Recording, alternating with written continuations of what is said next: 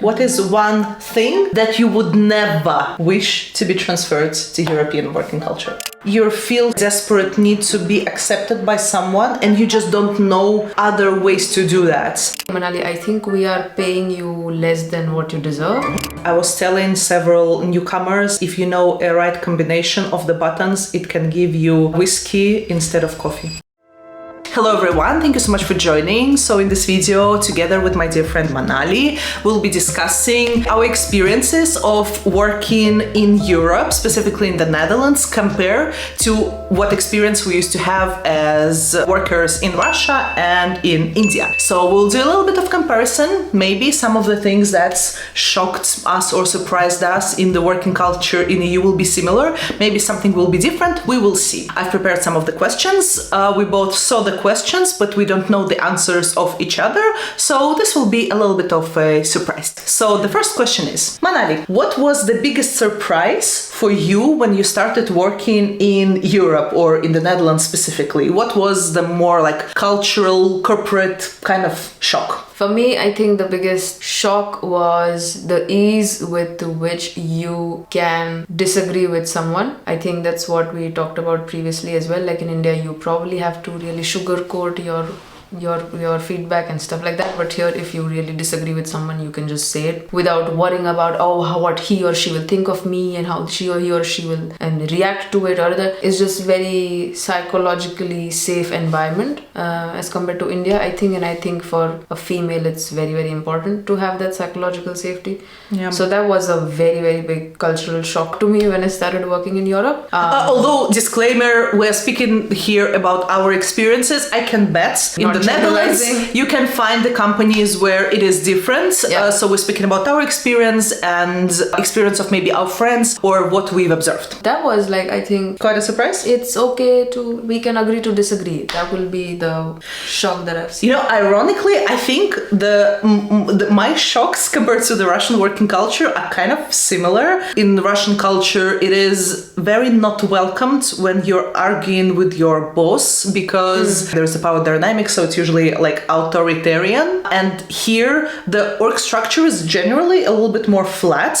And my observation, it's okay for a junior employee to tell a senior director about something that they've noticed that is not working properly, and it's not perceived as you violate a subordination. I think this was quite surprising, and also the consequential surprise is that these points are actually considered. They kind of value your opinion either way and at least give you a chance to voice it over. So I think this was quite surprising. Also, second culture, the corporate shock which I've experienced in Europe or in Netherlands is that I started interning somewhere for just like very basic price, but the boss actually said that, hey Manali, I think we are paying you less than what you deserve, so we will increase your payment. Is this real? Where am I? Like, coming from India, it was just such a big shock because I understand you would never get that. In India, since population is just such a big challenge in India, that distributing all our resources for such a populated country, it's hard, it's not easy. Whereas I think in Netherlands, like the entire population of Netherlands is still less than the population of Mumbai. So population or distributing of resources is not as much as a problem in the Netherlands. So I get like why these two mindsets are different. But in India, what we have noticed is we will probably try to get more out of the same resources as opposed to in Netherlands, where they will probably see more whether it's fair or not. Oh, I wonder, do you have in India the attitude that there are a lot of people on the labor market, everyone is replaceable? Really? I think if for a role, if there are 100 people competing, in India there will be 10,000 people competing for one single role. And also why you think Indians are competitive is just because of this. You have to fight, you have to be one in the 10,000. As opposed to 1 in 100 in Europe. You know, there is actually one thing a little bit more practical that surprised me very much. Maybe it's minor and maybe it's different in different companies, but for me, that was an actual shock. in Russia, the regular way how you are paid is your monthly pay is split into two parts. The one is paid to you in the end of the month, maybe the half, and the second part is paid to you after the month is over. So basically, according is it like a norm? Yeah, norm. So like there is you receive payments twice a month, so it's kind of cut. Cool. I'm not sure, but I think one of the reasons behind this is because there are a lot of people who depend a lot on their salaries and they can be relatively poor. When they receive their income more often, it kind of helps them to, like pay some bills, distribute some payments. Yeah, so there's things like that. You receive your full payment after the month is over. And here, 20 or 21st of each month, you receive the payment for this whole month. And I could not believe it at first because I was wondering, how can you pay me for the days that I haven't worked yet? Yeah, paying people twice a month, like half, probably signifies that, hey, we don't trust you with how you spend your money.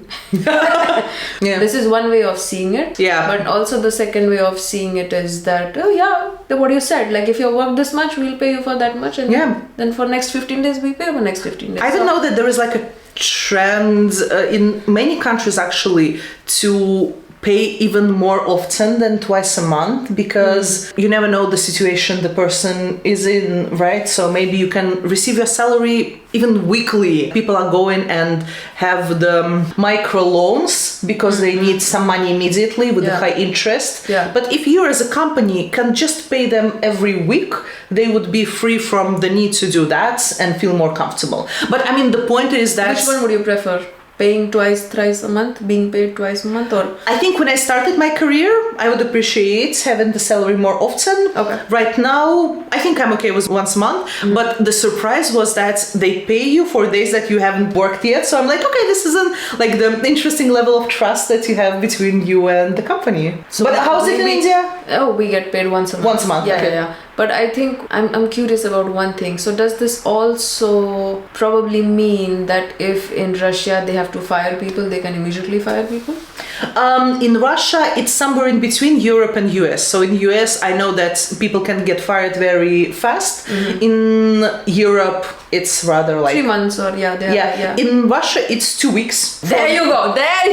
No. With management, it's sometimes a month, but like in US, sometimes it's like 3 days or even the next day, which for me feels ridiculous. But it's usually 2 weeks. I wonder if there is something else that is different working culture-wise between Europe and India, because in my case, I've noticed that the prominent difference is work-life balance. Yeah. And I know it's different in different European countries even, but at least in the Netherlands, the work-life balance is quite valued. In Russia, there is a low tolerance towards your personal problems. So if you have, I don't know, your parents got sick and you have to take a few days off, if your manager allows you to do that, it is considered as a good manager, not as it's a necessity and a must. That's why I think the work-life balance is not that balanced in Russia. A lot of people actually notice that people are getting burned out compared to the Netherlands, where being burned out can be an actual reason to take a sick leave, and it will be a paid sick leave. Which I know that different people have different opinions about that, but it just shows a difference of an attitude. So I think that the work-life balance, like with Russia versus the Netherlands, at least there is a big difference. For sure, I think in India as well, as far as my experience is concerned, I think for me, if I have to probably talk about my personal life problems, just maybe like small reason that, hey, today I cannot come to work. If it's a startup environment, I can probably say out loud that, hey, this is the reason why I'm not coming for work today. I don't know how it's in corporates, but for me in startup environment, it has been fairly easy. It has been fairly easy to communicate if there is any personal life problem that I am dealing with, and not just problem. Like I remember this one startup that I was working with, and during the same time, like this startup was really going through some big problems, and at the same time I was also preparing for my GMAT and entrance exams. That's for the context. That's a lot of effort. And I told my manager, I said, you know what, hey, I have my GMAT exam next week, and right now we don't have that much of a workload. So I was like, do you mind if I take 1 week off so that I focus? I am in a positive mind space to give this exam next. And she's like, sure. So you didn't feel that it's judged or like not accepted? No. Yeah. And I think like this is where building personal relationships at work also helps, because then they can empathize with you. I don't know whether I could have said this probably in a corporate setting, but when it comes to like this all male startup that I'm talking about, if I'm on my periods or I have cramps, I just... You won't. I can't. I can't. Yeah. I think I can talk about these things in Europe if I feel like, hey, if somebody asks me, hey, how are you doing today? And I'm like, no man, I'm not doing okay. I have cramps today. So it's just pretty much welcome to at least have a conversation about it. But like in India, there's a lot of stigma around a lot of topics. I think in Russia, it doesn't matter what personal circumstances you're having, but they will allow you, but behind your back, they will speak that you're soft or weak or like, so it's not considered as professional. Professional means you do your job all the time as expected. Nothing personal can interfere with that because you put your work first. I feel like we just, as humans, how we have evolved, it's very hierarchical. Like even animals, if you see as species, they are just used to set themselves up in a group of setting at a higher hierarchy. It's like not a zero-sum game. I have to be better than the next second best person. If I have to prove that I am better than somebody else, that happens only when I show that somebody else is not good enough. I can bet that you've noticed that sometimes people bond over discussing someone else. And oh my god, Elena, like this one startup where I was working, there was this one employee, and this employee was so close to CEOs. It just felt like this person was like a family to the CEOs. But as soon as the CEOs would go, and then this employee would have food with us, back bitching just at the exact moment. And to me it was just so unhealthy and so frustrating, and it's just not healthy. It's just not healthy environment. To be honest, I cannot say that I would blame people who do that. At some points in my career, I even noticed that I do something like that myself. It sometimes comes from a point that you feel so insecure, you don't know what to do, you feel a desperate need to be accepted by someone, and you just don't know other ways to do that. So you just gossip about someone because this is the most reliable way for you to feel accepted and for you to feel safe. I think role models also work here a lot, because if your manager is involved in gossiping, we so moved from the topic of the European versus the Indian, but I think like when your manager is involved in things like that, especially if you're just starting your career, you can pick up the attitude of your manager, because no one ever tells you that that's not norm. You take it as default, you don't question it. Okay, people at the office gossip about others, this is just the way it is, right? Yeah, I think it's just more out of this inherent need to have like one common enemy to fight, and that having that one common enemy by gossiping about your boss or about this one colleague or about this one person, it binds people together as opposed to probably positive experiences. It's just that's how we humans are wired. But I think it just doesn't do any good. You know what I've also noticed? In European working culture, people empower a lot. The usual way to go is to empower people who work for you. In Russia, we don't empower. So, tell me more. Because empowering is risky. The result is unpredictable. So it is better to be an authoritarian leader, to give specific directions, than to, in general, empower. So it's like if I empower somebody else, probably they will walk over me and climb up the hierarchy? No, not like that, but like if you pick between you empower someone to do a job and you trust them with how to do it. In Russia, disclaimer, we're speaking about our experiences. In my case, my experience of working in in Russian companies, my observation is, why bother empowering someone if you know what should be done and you just tell them what to do? And here it's different. People sometimes spend less time on giving the actual directions. Okay, you should do specifically this, specifically that, but rather explain what do we want to achieve in general, and empower to do that. That is true. Help you believe that you can do it, right? Yeah. Like, so I think that's a difference. Yeah. Like right now as well, where I'm working, my manager, she said, what do you think about this task? And I'm like, yeah, super, I can do that. And she's like, thank you so much for doing this. I'm like, thank you so much for doing this. And then sometimes she says sorry and she says thank you. And I'm like, when am I even? Like, this is just so, and that's where empowerment comes from. Like, asking you whether you want to do this task, how do you feel about this task. It's just not probably ordering or just telling that, hey, you have to do this and listen to me, but also making you feel that we are together in this process. And kinda, yes. You know? There are much more mature managers who learn about how to empower and who are capable in Russia to also exercise different leadership styles. There is one case when I remember Russian boss, like a typical Russian boss, would empower someone, and this is when you are preparing a successor. But if not, it's more distant, I would say, compared to how I observed this in Europe. I have a question for you. Have you witnessed the Queen Bee syndrome?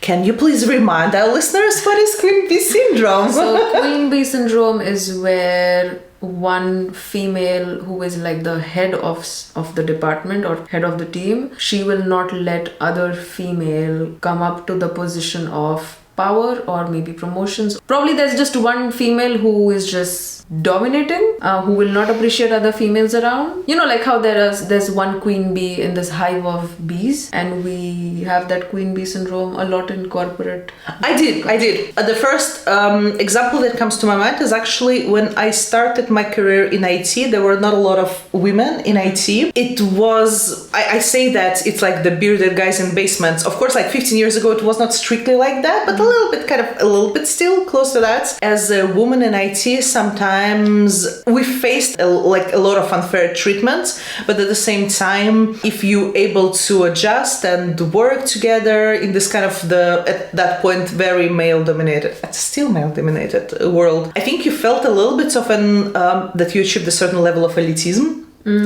Okay, now you're in the club. It was not very accepted if you speak about that, but I actually remember speaking to women in IT who were unhappy about the fact that there are more women in IT, because it takes something away from them, because their self-worth was connected to the fact that they are scarce in IT world, that there is not a lot of women in IT world. So because there were more women, they felt rather threatened. They felt intimidated because they're not as special maybe anymore. Yeah, I can probably understand that. And for you? Yeah. I think for me, I have worked with a lot of females in startups. I've faced both. I have faced female colleagues or female managers who have been so supportive, but I have also faced the queen bee syndrome from other female colleagues. Your managers or like peers? Peers. Okay. More peers, where probably I felt like they are doing more harm to my work than probably finding constructive feedback or, just with an intention of... Maybe they did not intend to give a constructive feedback. No, it was more like just... I think, like we humans, we need one enemy. We just need one enemy to focus our negativity on. And then for everybody, it's very different. But for females, it's the queen bee syndrome. We just probably see another female in the negative light. You know what? In this Barbie movie, there is this dialogue. I don't know whether you watched it. I watched it a few days ago, yeah. Yeah, you see that America Ferrera's daughter, they're in the car, and she says that men hate women, women hate women. So everyone's hating women, Yeah. And that has not done good to me. Like other female peers or colleagues probably wanting to pull me down. Yeah. That has actually, oh my god, I remember one day at work, I ran to the bathroom into the toilet and I cried. Yeah, because I'm somebody who just doesn't show emotions so early. But there was this one burnout breaking, it crossed my threshold, and I just went to the toilet and I cried so much. And that was more of like a pressure situation which was created by other females. When I got to know about queen bee syndrome, I have actually taken more efforts to congratulate women around me, to appreciate because you're aware about because now I am aware. Queen bee, because the now misogyny thoughts. Because now I'm like, okay, if I have this bias, I should probably tackle this bias by supporting other women more often than I would naturally not support them. Like if I see somebody's Insta story and if they are doing something great, if it's a woman, I am gonna reply to that story saying that girl, you are doing amazing. Yeah. You rock. And I just feel like that just helps, not just in personal situations, but also in professional situations as well. If you appreciate other women winning, you somehow start to aspire or become like them, or at least look up to them, or at least look outside your social bubbles. And I feel that brings a lot of humility in you, I think. It does. And it immediately turns the queen bee syndrome into something which is very positive, empowering. It's just good to spread kindness around, no? Exactly. Yeah. I think that's the concept, the idea of you only win when you drag someone down is a mindset difference between people who think that life is a zero-sum game, or not. There is a mindset when you think about the world as about a very limited space with limited resources, and the only way you can gain more is through someone gaining less. Yeah, exactly. So if that is your mindset, your attitude, dragging someone down is a signal that you will gain more. Yeah, like we are not in a race. Yes, right? I will not win by making you lose. This is a mindset that a lot of people, I think, they don't have. Yeah. So they just don't know that life and work and how society operates, how businesses operate. It's not a zero-sum game. With what you do, you create a bigger pie. We're not limited with one size of a pie. That's why it does not necessarily mean that if someone is having less, you're having more, and vice versa. That's why I think that what you said, mindset of not dragging someone down and working together to make the pie bigger, it's a mindset that people have. But like, to be honest, a lot of this is cultural. A lot of features of our culture are going ridiculously way back to a traditional societies where maybe the pie was indeed limited, and that's why people used to operate and behave in a certain way. Right? But right now that's not the case. In most of the cases. And I feel like the more we get to know about how our brains work, how our biases work, how we humans operate in the automatic mode, it just helps to probably acknowledge these biases and create a healthy, safe environment at work, in our personal lives, and everybody can win together, Maybe there is something good that we would bring from our cultures or working practices to Europe. I have one thing that I wish that is in Russian working culture, and I wish it to be in European, and this is about making friends at work. Because in the Netherlands, people don't make friends at work. They have it's difficult. A little bit generalizing, but like from my observation, a lot of people, they're rather reserved at work. They don't make friends. They have like really close circle of friends from the people that they used to study together and their family, and they usually like the circles, they don't overlap. The working and the personal one. In Russian culture, like people make friends, like people get married because like you spend half of your life there. I don't know, there is a different camaraderie in that. I think in this sense it's probably similar to the Indian culture as well. I have made all these startups where I've worked, probably out of 9, I think 6 or 7 startups, I am still in touch with people with whom I've worked in these startups. Oh really? With few people that I've met at work, I can count on them for my life. And there's also a Harvard business case study on it, which shows that if you have friends at work, it impacts your job satisfaction. It impacts how you see your work pressure, or the how you really derive satisfaction out of your role. And I think I would want to get that from Indian work culture as well. You think? Yeah. And it's just not that you make friends at work and with whom you can just go after work and party, or I'm not talking about that. We're speaking about meaningful connections here, people. We're speaking about meaningful connections, because I remember where at work, people who were my very good friends and still are very good friends, they challenged me in a very constructive way for me to evaluate my life, which I probably would have not seen it in that way. With whom I have accomplished personal goals is just so healthy, because I feel like since both of us, we come to Netherlands from away from our home. Yeah. We don't have. It's difficult. Thank God we have our MBA friends here. Imagine for people who come to Netherlands just for work. They don't have MBA friends. They just don't have no friends here. They have only colleagues. No circle. Yeah. So you work 9 to 5 and then you talk strictly work and then you go back home and then you are all day on your Netflix or whatever. You need friends. Yep. You know, not just to increase your job satisfaction, but also just somebody to talk to about your personal life. I'm not saying like be friends with everyone, like no. But exactly, especially if you plan to, like, if you stay here for a long time, or if you plan to stay here, like to permanently live here, it's very important. I agree. One last question. On the opposite side, what is one thing from Indian culture that you would never ever wish to be transferred to European working culture? The gossiping or the backbitching aspect of work culture, or like pulling someone down and like sugarcoating. I think like fake sugarcoating, like in front of them you'll be very sweet to them and like just as they turn their back and you'll be like, I just wish we had like more transparency about how you feel. Maybe not how you feel, but what you think of each other. And like less judgment in general, because it all implies judgment. It translates to work as well. You know? Probably you don't like somebody, but you are sugarcoating to them.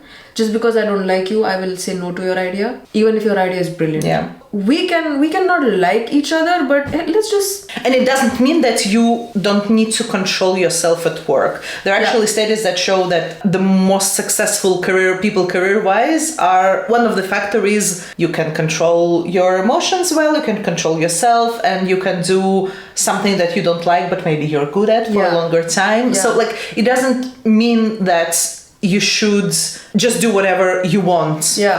It's rather the mindset and the attitude to make it constructive instead of hide it and bond over that behind the back, right? I think also like the second thing which I wouldn't want is the like this unsaid rule to confirm, to not be a non-conformist, like to be somebody who is similar to you, to give in to conformity bias, you know?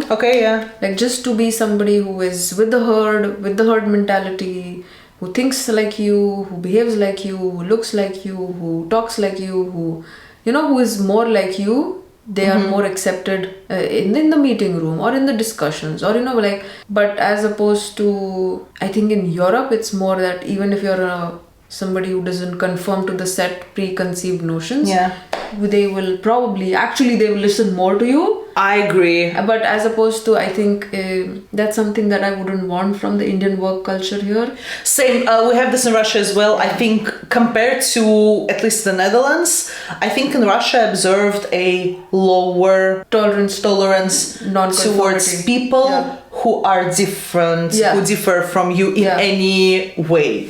So I would know. Can you imagine? Like, I think I read this somewhere that if probably you create this environment where people are probably very different from you. That also signals that people cannot bring up problems to you. And imagine if that translates into the actual issue of the project. Nobody will probably inform you about the issue because you're always trying to be in the good light of your manager and just make him everything is good. And also in hundreds of years way back, in the traditional agrarian societies, an outsider who doesn't look like you, it's usually a threat.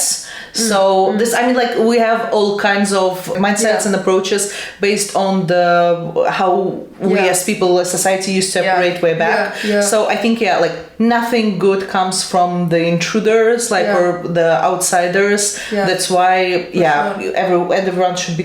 We have this for sure in Russia as well. So sometimes I even saw, even in big corporate teams that were only solidly formed from people who are very alike. They have the same, they were from the same university, they were all male, they were all relatively the same age, the same education, the same backgrounds. They understood each other very well. It also brought the limitations to the decisions and the results that they provided in the end. To be honest, I think for my case, my pick of one thing that I would not want to transfer from Russian working culture to European working culture is kind of this lack of inclusivity, a little bit connected to what you've said. Yes. If you experienced in your life being excluded from something that matters to you, you know what I'm talking about. I think in Russia, especially if you're a woman, especially if you're younger, especially if you don't have a title, all of these things don't expect to be included, even if you have something valuable to say. So it's a fight. So you have to fight for that. Yeah. So I mean, in my case, like, and in your case as well, we moved to the Netherlands, and it was not an accident. It was a conscious effort. Yeah. One of the reasons of why I'm here right now is because I did not feel that this Russian working culture is something that I actually want to operate in a long term, and I really wanted to expand my horizons and look how things are done in business in other countries. And the level of inclusivity here for me compared to my previous experience is astonishing. Maybe because I've been in my life multiple times in situations where I was excluded or I felt excluded. Maybe because of that, it matters to me that much. But for me, it does. I think it's important. And I think that, of course, everything is not black and white. It's a spectrum. Some companies operate in a very consensus based. So everyone should agree and only then we move on. Yeah. Some companies operate in a very autocratic way. One person is telling what to do and everyone is doing that. Yeah. So it's not black and white. But I think for me personally, for myself, I decide I'm responsible for my actions, for how I work. So for me, I decide how I lead and how I manage others. And for me, inclusivity is one of my personal priorities, especially because I've experienced this myself at some point. Yeah, that's such an interesting point. I think maybe I've experienced lack of inclusivity because of my maybe because of gender sometimes, but I feel like since I have my working life has been in Mumbai, and Mumbai is a pretty diverse city. We have people coming from all over the country to Mumbai, so everybody is probably from different state, different languages, different genders, different skin color, different professional abilities. So everybody is just so different that nobody is probably excluded. But I have heard in India, if a North Indian is working in South India, there's a lot of discrimination, or maybe a South Indian is working in North India. Oh, really? Probably there is. But since Mumbai is just it's where it attracts people from all over the country. It's more accepting. Even people living in Mumbai, they have generations coming from away from Mumbai. So they are more inclusive, more acceptable to different people. But still compared to Europe, I think here it's more inclusive. Yeah, in India, you try to conform to the more conformity based culture as opposed to Netherlands. I think Netherlands, it's just more very practical. Inclusivity doesn't mean consensus-based decision-making. Again, it's not a black and white, depending on the company, the corporate culture, but it still tends towards the spectrum where more people are included. Now, this I'd never wish to bring to the European working culture. Tell an incident that has happened in your work, maybe in Netherlands or back in Russia, which you have probably not shared with anybody. In my one of my working places back home in Russia, there was a coffee machine, and you have to with multiple buttons, and you have to click to get a coffee. And I was telling several newcomers that if you know a right combination of the buttons, it can give you whiskey instead of coffee. And how many combinations did they try? Were they going back to their desks or were they at the coffee machine all day? I want this to remain unspoken. And with that, thank you very much for joining us today. And thank you, Manali, for speaking with me today about all that. Guys, wait. Don't forget to subscribe, and share. Guys, you don't know how much effort and what it takes to make these videos. But while we were discussing the ideation of this video, she was constantly thinking about viewers. She was thinking about you, what you would want to watch. Please do appreciate that effort, and please at least hit that subscribe button. Doesn't take money. Just hit that subscribe button. Maybe I will get at some point comfortable asking it myself. I'm still a little bit, do you ask for that? Do you know? No, you should. All right. Thank you for watching. Bye.